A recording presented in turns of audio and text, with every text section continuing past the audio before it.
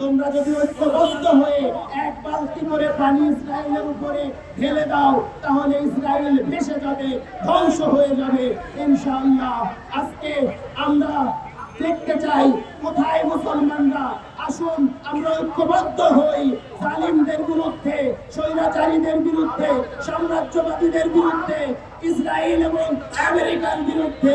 Trump এবং Netanyahu তারা সমস্ত আন্তর্জাতিক আইনকে লঙ্ঘন করে ইরানের উপরে যে হামলা চালিয়েছে, ইরানের সর্বোচ্চ নেতাকে তারা শহীদ করেছে, ইরানের স্কুলে তারা হামলা করেছে।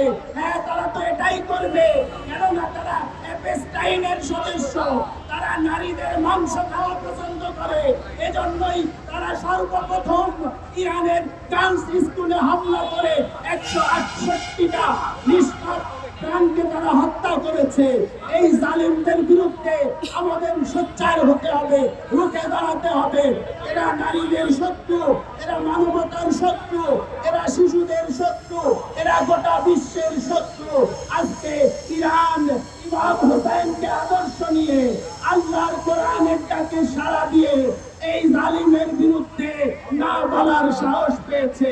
এজন্যই ইরানের পররাষ্ট্রমন্ত্রী বলেছিলেন, আমাদের শক্তি কোন পারমাণবিক বোমা নয়, আমাদের শক্তি হচ্ছে ইসরায়েলকে না বলার শক্তি।